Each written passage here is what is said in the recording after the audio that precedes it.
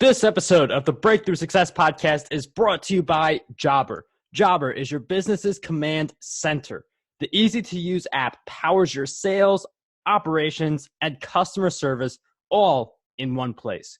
Go check them out at getjobber.com/breakthrough to receive 20% off your first 6 months.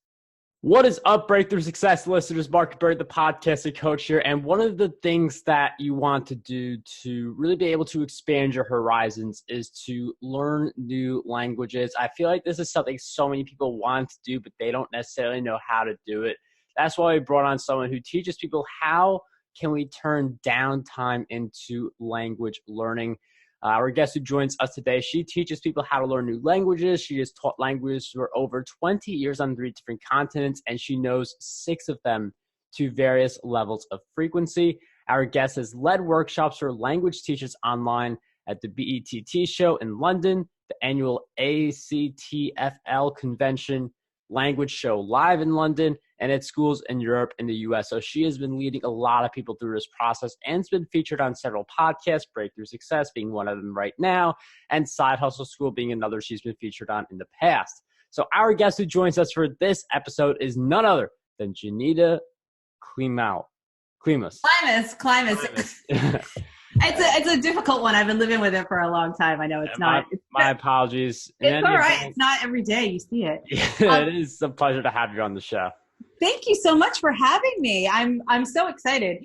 Okay, so yes, I'm Janina Klimas. I've been teaching languages for a long time, and I think that we live in an absolutely remarkable time where you can learn languages anywhere at any time so easily. You know, our smartphones are sort of ultimate language learning lab. I mean, I'm in Cambridge, England right now, and I think you're in New York, right? Yes. I mean, how amazing is this? And we're just sitting in our living rooms and we're able, or studios or wherever, and we're able to connect and talk. So imagine what this means for learning languages now, that you could be, in the next hour, you could be talking to someone in China. You can be talking to someone in Italy. You can be talking to someone in France, and you can do it on your phone. It's just amazing. So before I talk about how to turn downtime into language learning time, because it's unbelievably easy, I just want to talk a little bit about some of the benefits. And so your audience, I'm thinking, it's pretty young. These are people who are, sort of, going through their formal education, getting started in life, and really building up for success. And so it's probably not something they're thinking about right now, but I don't know if you knew this, that learning a language, and you don't have to be fluent in another language to get the benefits, will delay dementia by 4 to 5 years. That's research proven. That's better than any drugs that are out there. Will only delay that by like a few months. This is 4 to 5 years, and it doesn't have to be knowing a language to, fluency or super competency. So that's pretty astounding, I think. Wow. That's one reason.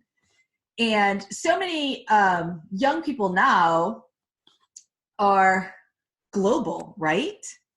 You have the whole world at your fingertips. I mean, I didn't have that. I had to go and travel and study abroad when I was younger than you, when I was really, studying languages and getting my degrees.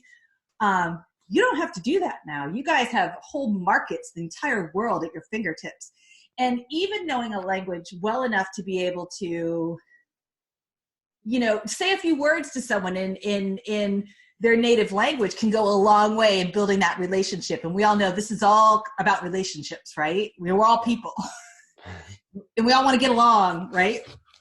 So before I get into the how, I just wanted to talk a little bit about those benefits. I mean, even just being able to, order the wine or compliment someone on their home is huge. I mean, and realistically, people speak English all over the world, and they do so really, really well.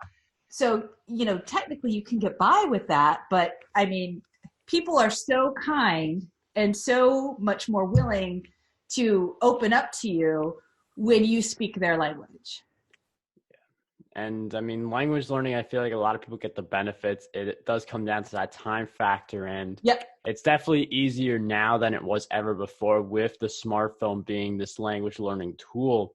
Yep. And I'm wondering if you could share with us like some of the ways you use the smartphone to learn language, and how do you, because like with smartphones, you've got so like language learning tool is not the first thing I think of when I think smartphone. Like you've got social media, you've got all these different things. So how do we learn languages on our phone and actually do it instead of getting distracted by the other apps?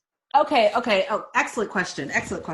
So really, I mean, I say the smartphone, but it's all those different apps that are on it that are going to enable you to learn languages. So, for example, and this is depending on your level. So I'm going to give you sort of 5 concrete little examples of ways that I do it every day.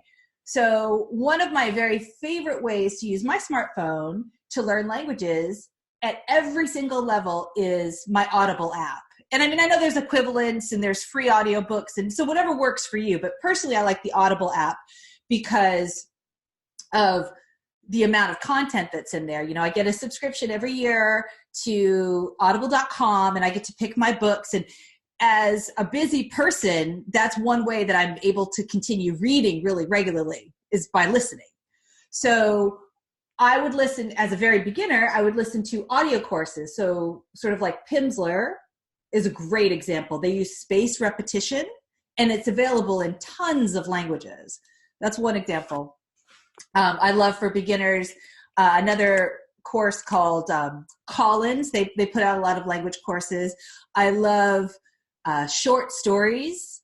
So there's a whole lot of companies that publish these short stories in different languages that are geared towards learners. So that's one example, my Audible. So I would use that as a beginner. And then also when I'm getting into advanced, I would listen to really authentic content. So for example, I might listen to self-help books when I'm in the advanced stage that are published for that audience. You know, I'm going to just really soak up all that content. I'm going to listen to novels. I'm going to listen to plays. That's one example, Audible. Another one is Spotify. I mean, people are publishing all these podcasts, really great free content that you can use your Spotify app and learn a language. Just amazing. Some really obvious ones are Duolingo, which I actually quite like, but it's only going to take you so far. But it's definitely really, I think, worth people's time. If you're a beginner, Duolingo's great. And they've added all kinds of cool little like chat bots and stories and really fun things to different languages. So I like that. Another one I like is Drops, Memrise. Go in the App Store. It's amazing. Another one would be your FaceTime or Skype, whatever you use to connect with people to learn languages. And you can go on a site like italki, which is essentially, there are private language teachers all over the world that you can sign up on their calendar for lessons. You pay for individual lessons or just conversation practice. So in the next hour, if you wanted to learn Japanese, you could be talking to someone, practicing your Japanese, or they could be teaching you a few words on your phone. So those are just a few examples. Maybe I gave you more than 5 or less than 5. I don't know, but I've got even more. But it's astounding what we can do today. I mean, just like one of the big things that I've heard is like, you know, you want to immerse yourself in the culture. And for people who that's not an option, you have these different apps. I mean, Audible, I love Audible. I just didn't think about using it in that way, but it is really fascinating. All the different options we have. And obviously we build up because some of these options are super simple, while just like buying a self-help book on Amazon that assumes you already know the language is like a really big next step. I'm wondering, like, how long does it take to see the results where like you're able to know a little bit about it? You've got so many great questions. Okay. So really, as an English speaker, different languages, or for speaking any language, you know, it's all relative.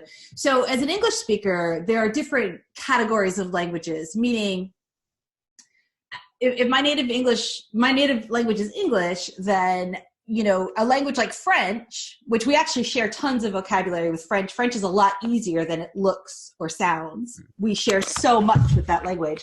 That's going to take me, a certain amount of time, and I'll get into that in a second. Whereas learning a language like Mandarin or Arabic that doesn't share the same writing system or culture, they're completely different, is going to take 4 times as long to get to that same point of competency. Does that make sense? Yeah. So to get really specific, let's just use as a baseline a level of competency, and I'm going to call it B2.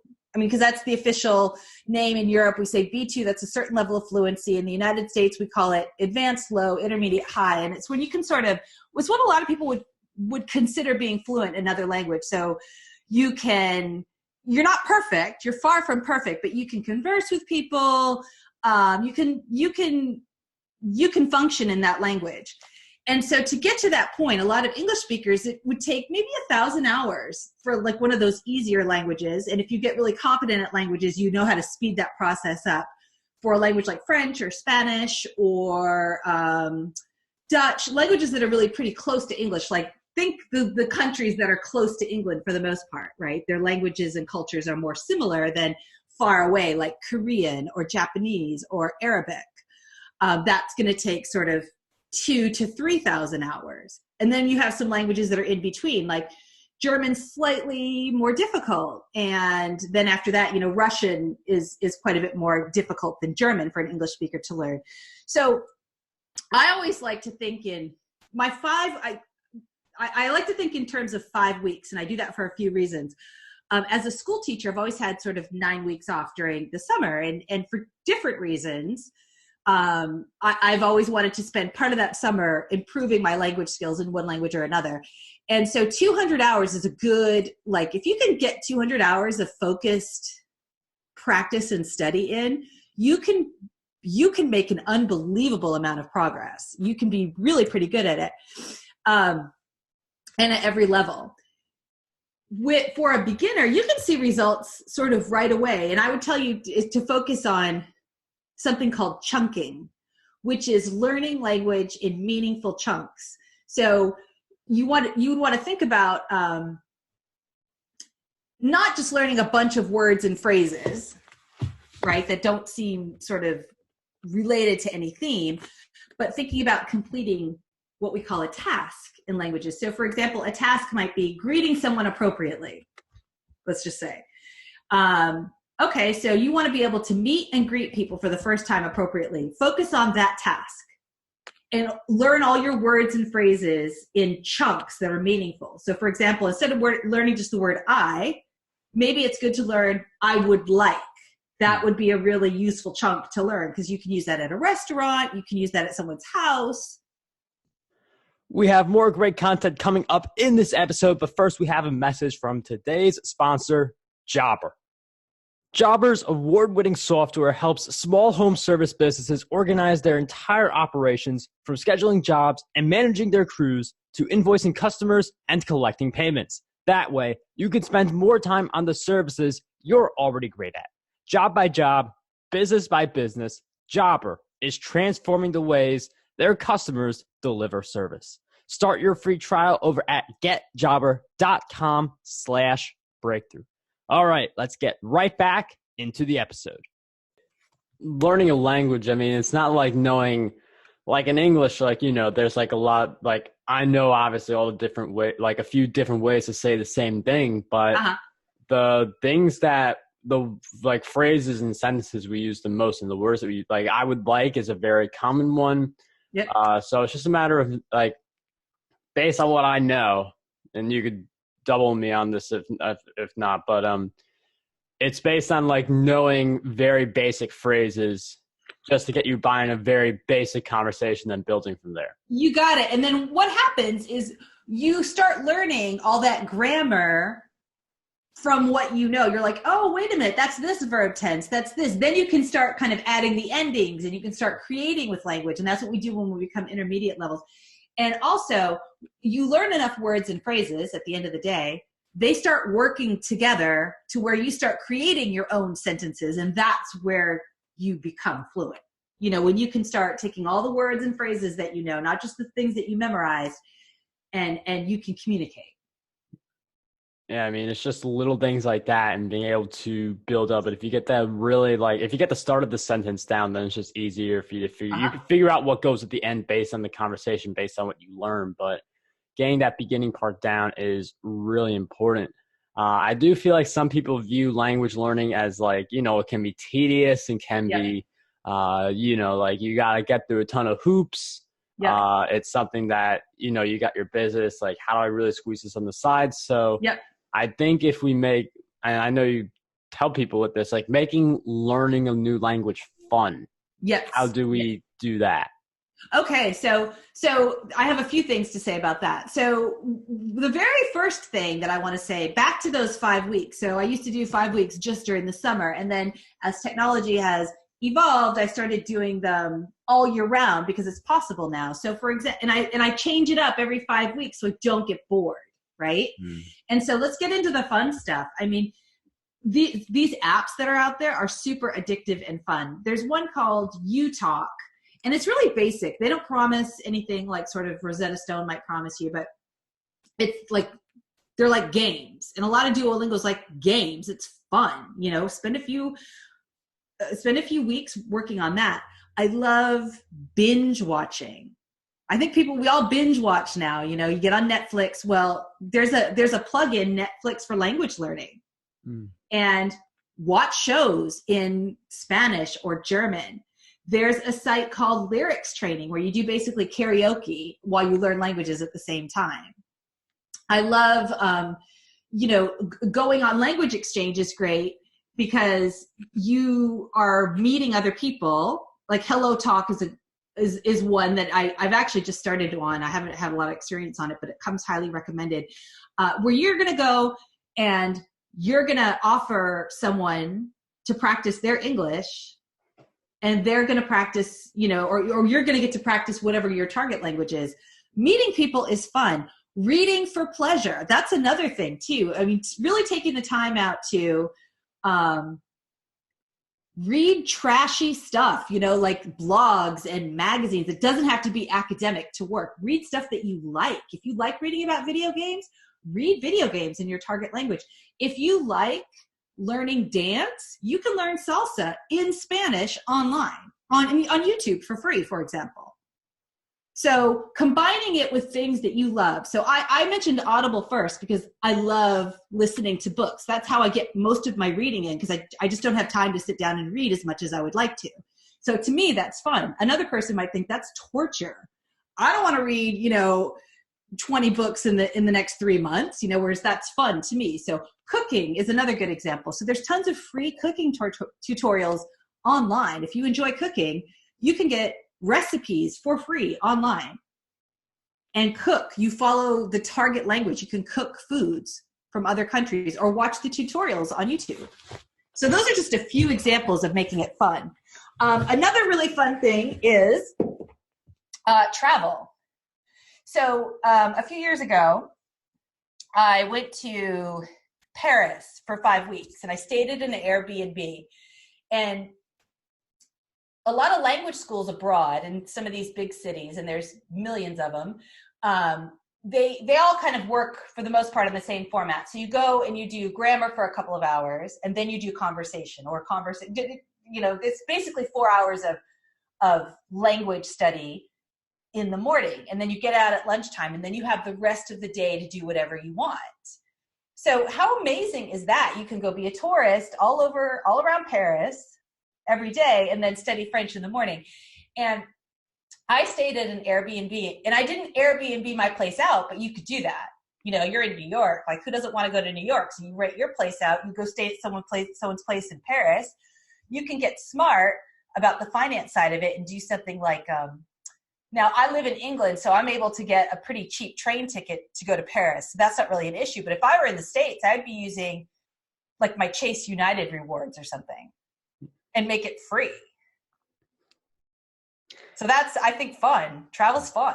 Oh, yeah. I mean, I feel like a lot of people love the travel idea, but if that's not something you could do, there's a difference between going to Paris from where you are versus where I am. Absolutely. And that's where, you know, like doing things you do for fun anyway, like if you enjoy cooking, like having the ingredients in a different language, knowing what those ingredients are, and then just immersing yourself in the language in different ways without having to travel. I mean, it's definitely a very sound concept for people who do want to learn the language and expand their horizons. And I think for people who do want to expand their horizons, they should definitely continue to follow Janina's work. So with that in mind, where are some good places for us to go to continue following you along your journey? Oh, thank you. Okay. So I share every week resources, and about half of it's for language teachers and half of it's for language learners. So it's called reallifelanguage.com/reallifelanguageblog. And I'm Real Life Language on Pinterest. I save loads and loads of great resources that people share on Pinterest. And on Instagram, I'm Janina, Janina, at Real Life Language. Well, Janina, thank you so much for sharing those resources and all of your great insights with us. I mean, it definitely gets you thinking, like, you know, I can be learning this language during my extra time. I mean, an hour a day, I mean, it's to learn a new language. If you're going somewhere new, I mean, it is definitely something great for all of us to be thinking about. And you gave us that thought in this episode in different ways to do it. So thanks for coming on the show. Thanks so much, Mark. Keep up all the great work. Bye. This episode of the Breakthrough Success Podcast was brought to you by Jobber. Jobber is your business's command center. The easy-to-use app powers your sales, operations, and customer service all in one place. Start a free trial or sign up today to receive 20% off your first 6 months. Find out more at getjobber.com/breakthrough.